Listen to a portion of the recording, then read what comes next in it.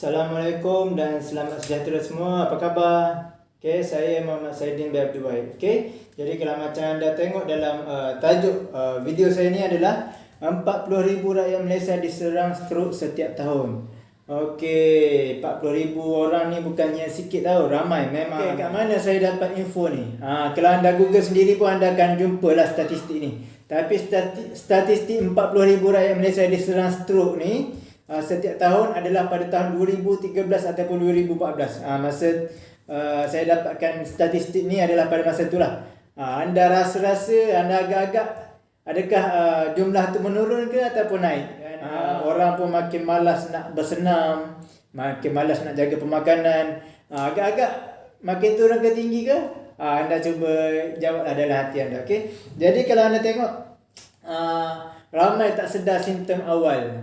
Ramai yang tak sedar simptom awal kepada masalah strok ni. Okey. Jadi kalau anda tengok dalam gambar ni, siapa Saidin dulu dan sekarang. Okey. Jadi saya bermula karier saya, kerja saya lah kiranya bermula pada 2010. Okey, pada tahun 2010 saya bermula sebagai pengamal perubatan komplementari stimuloterapi. Okey, antaranya saya fokus adalah berkaitan dengan stroke jugalah.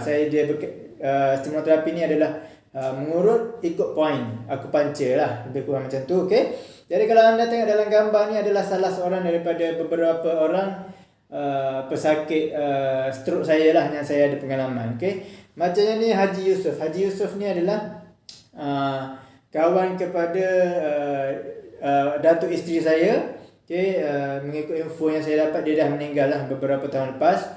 Okey, masa saya jumpa dia tu muka dia belok sebelah. Belok sebelah lah, stroke separuh. Okey, dia stroke separuh, dan bila saya buat rawatan apa semua tu, anda boleh tengok gambar dengan Abah. Abah ni adalah datuk kepada nenek, datuk kepada isteri saya. Okey, makin okey, muka dia makin okey. Masa saya jumpa mula-mula tu, dia bertongkat lah, nak jalan pun lambat dan sebagainya. Bila jalani sedikit rawatan dengan saya tu, alhamdulillah berjalan laju. Lepas tu kalau anda boleh tengok dalam gambar tu pun, muka dia pun makin okey, alhamdulillah. Dia bercakap pun makin clear dan sebagainya. Okey, jadi kalau anda tengok ni iklan saya pada tahun 2013 lah kalau tak silap. Gaya hidupnya saya membantu anda mencegah stroke. Okey, jadi kadar kematian ketiga tertinggi di Malaysia adalah berpunca daripada stroke. Okey, jadi masa tu cerita lama dah, saya dah tak buat benda ni. Kalau anda tanya pun memang saya dah tak buat lah benda ni. Okey, saya cerita dulu pengenalan saya. Okey, kita pergi kepada muka surat yang seterusnya. 3 faktor utama kenapa 40,000 rakyat Malaysia diserang stroke setiap tahun. Pertama, tidak tahu apakah punca sebenar stroke. Untuk kita selesaikan masalah, kita kena tahu dulu apa punca masalah dia. Okey, kedua, tidak tahu cara mencegahnya. Kadang-kadang ada yang tahu tapi dia buat tak tahu. Okey, ketiga adalah tidak lakukan pemeriksaan kesihatan, terutamanya tekanan darah secara berkala meskipun umur semakin meningkat. Okey, yang ni adalah hampir 100% yang saya jumpa yang stroke ataupun yang belum stroke, nauzubillah, memang tak cek. Kadang-kadang setahun sekali, kadang-kadang tunggu sampai pensan dihantar ke hospital baru nak cek dan sebagainya. Okey, jadi kita pergi kepada apa punca stroke. Kalau anda boleh tengok dalam ni, gaya hidup yang tidak sihat lah. Gaya hidup yang tidak sihat, makan makanan yang tidak sihat, terlalu banyak gula. Okey, tidur tak cukup. Macam zaman sekarang lagilah dahsyat ujian kita, iaitu telefon. Pukul berapa anda tidur? Pukul berapa anda bangun? Tak cukup tidur kan? Yang ni bahaya. Okey, tak cukup tidur ni adalah bahaya. Okey, minuman yang tidak sihat. Kalau kita ni yang beragama Islam, mungkin kita tak minumlah alkohol. Okey, jadi banyaklah gaya hidup kita yang tak sihat. Berat badan makin naik dan sebagainya. Tapi memang adalah segelintir tu, walaupun dia tak gemuk, tapi tekanan darah tinggi. Memang saya pernah jumpa. Tapi majoritinya yang berbadan besar ni, dia berisikolah untuk ada darah tinggi dan sebagainya. Okey, jadi kita tengok muka surat ni pula 3 menu bahaya. nasi goreng, ayam goreng dan keropok ikan, makanan tinggi garam, tingkat risiko serangan jantung, angin hama. Okey. Jadi semua ni adalah makanan yang memang kebanyakan kita makan kan. Memang kita makan lah. Nasi goreng, ayam goreng. Tu sebablah kita ada air fryer. Tak goreng tanpa minyak. Okey. Jadi keropok ikan, ikan goreng, kacang soya, sos tomato dan macam-macam lagi adalah makanan yang sangat tinggi garam. Garam ni kalau kita banyak makan makanan yang garam, kalau ikut yang saya faham adalah meningkatkan lagi risiko kita untuk mengalami masalah tekanan darah tinggi. Nauzubillah. Okey. Jadi pemakanan yang tak seimbang. Malangnya kandungan garam di dalam nasi goreng terlalu tinggi. Kat sini siapa yang tak makan nasi goreng kan? Okey. Jadi sudahlah banyak garam. Ada minyak dan juga tinggi kolesterol. Orang yang tinggi kolesterol sangat berisiko tinggi untuk diserang stroke. Nauzubillah. Okey.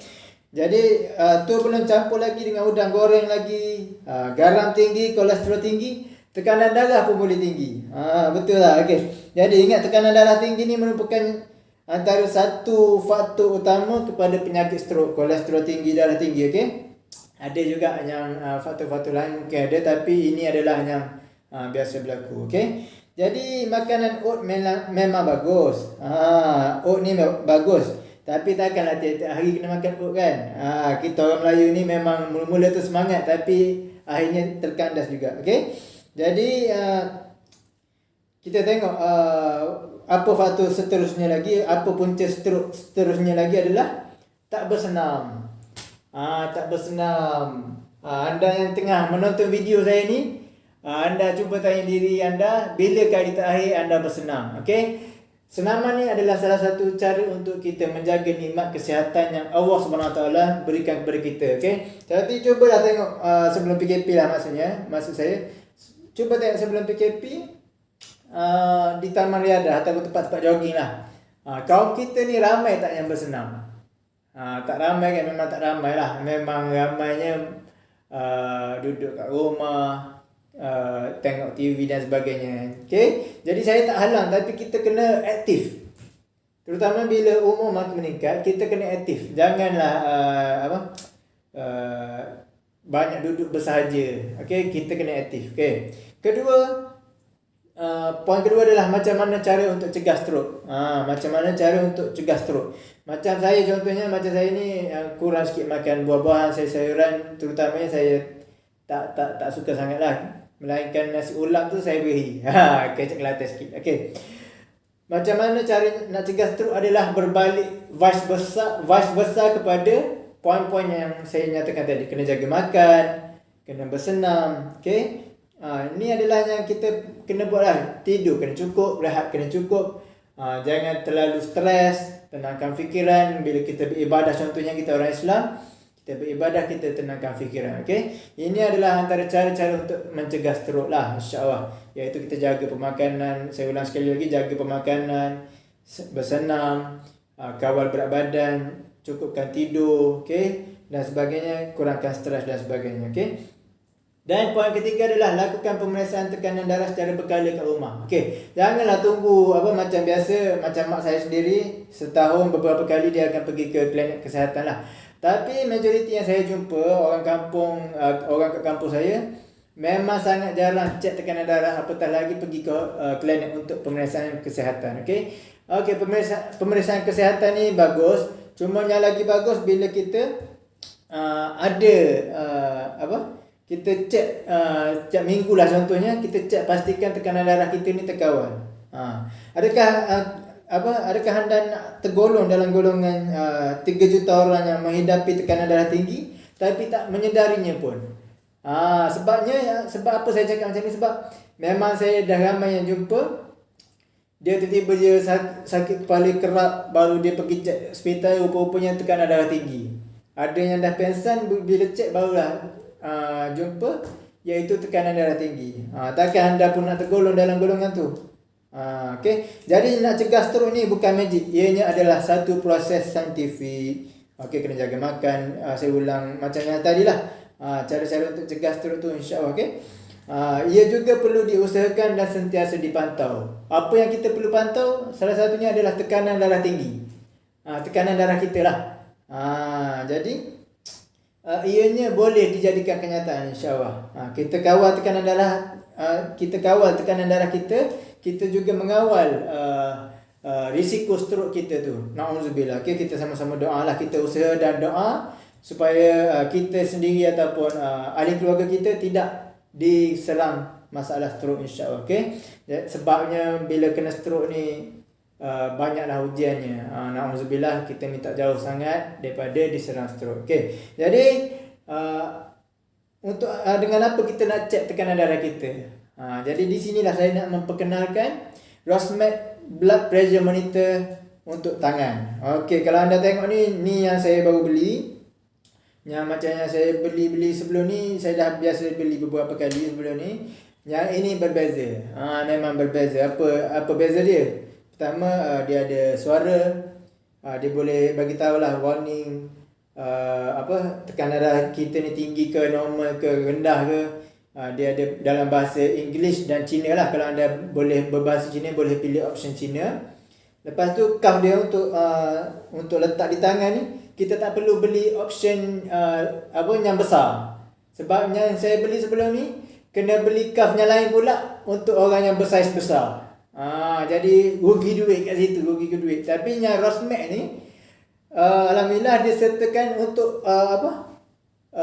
daripada saiz kecil macam saya contohnya, sehingga orang yang berat 130 kilo, 120 kilo pun boleh pakai dengan elok dan tidak tercabut masa kita test tu. Sebab ada yang blood pressure monitor yang lain tercabut. Okay. Jadi apa lagi kelebihan dia? Dia ada memori. Contoh kita terlupa yang kita test 2 hari lepas berapa, kita boleh check balik. Memang canggih. Okay. Jadi apa lagi kelebihan dia tu, memang banyak lah. Dia ada pengesan pergerakan. Macam contoh kalau kita memang tak bergerak tangan ni kan, tapi tangan kiri ni kita tengah main dengan anak contohnya, dia akan keluar di monitor tu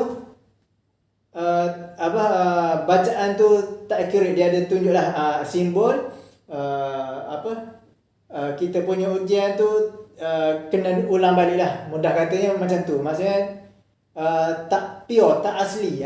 Tak asli. Okay. Jadi dia pun ada pengasan degupan jantung yang tidak teratur. Kalau kita ada masalah jantung, nauzubillah, contoh kita ada masalah jantung, dia akan keluar juga di skrin tu untuk simbol tu. Bila kita tengok simbol tu, kita kena dapatkan pemeriksaan dengan doktor lah.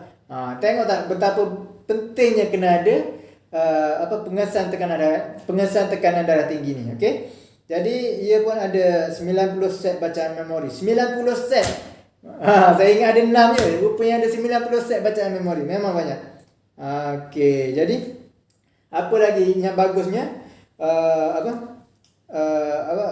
Kadang-kadang ada blood pressure monitor yang lain, bila kita test tu memang sakit. Terutamanya kalau orang yang berisi, dia akan sakit. Tapi kalau blood pressure monitor Rosmed ni, dia boleh macam dia ada sensor ke macam mana saya tak pasti, tapi selesa. Orang yang tubuh kecil pun selesa, orang yang berbadan besar pun selesa. Tapi untuk baby tak sesuai lah, setahu saya. Okay? Jadi dia menghapuskan ketidakselesaan lah pada tangan kita. Dan ia juga boleh mencegah bacaan yang tak tepat disebabkan oleh tahap pengembungan cuff yang salah. Memang canggih teknologi dia. Teknologi canggih tu ada kat rumah kita je sekarang ni, bila kita beli Rosmed ni. Okey tak? Memang okey kan? Jadi bukan itu saja, bila anda dapatkan Rosmed ni pada bulan Disember 2020. Disember 2020, kalau ada tarikh yang bulan lain pula, saya akan edit balik video ni. Okey. Ada promosi yang best pada bulan ni, iaitu ada free gift alas kaki bilik mandi Diatomat warna kelabu. Kalau anda nak tahu apa kelebihan dia, boleh tengok dalam video ni. Jom kita play video ni kejap.